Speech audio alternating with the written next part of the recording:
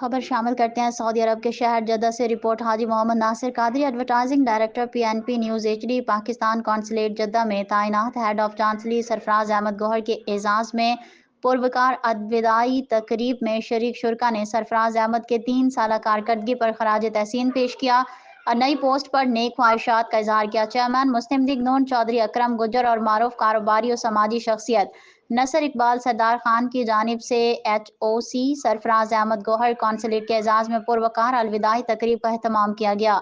जिसमें कौंसलेट के अफसरान, तमाम सियासी जमातों और फोरम के सरबराहान और कश्मीर कमेटी के अरकान ने शिरकत की। तकरीब में शरीक शुरका ने सरफराज अहमद गौहर को उनकी 3 साल कौंसलेट में कम्युनिटी खिदमात पर खराज तहसीन पेश किया और उनकी UNO तैनाती पर उनके लिए नेक ख्वाहिशात का इजहार किया, जिस पर सरफराज अहमद ने कम्युनिटी के शुक्रिया अदा करते हुए कहा कि हर मैन को छोड़ना मेरे लिए थोड़ा मुश्किल है, लेकिन सर्विस के भी अहम जिम्मेदारियां पूरी करनी है ज़रूरी होती हैं। मैं अल्हम्दुलिल्लाह अपने साथ अच्छी यादें लेकर जा रहा हूँ। कम्युनिटी ने जो मोहब्बत और प्यार दिया वो हमेशा याद रखा जाएगा। तकरीब के अख्ताम पर सरफराज गौहर को कम्युनिटी और कश्मीर कमेटी जद्दा की जानिब से कम्युनिटी खिदमात पर अलविदाई एजाज़ शील्ड पेश भी की गई।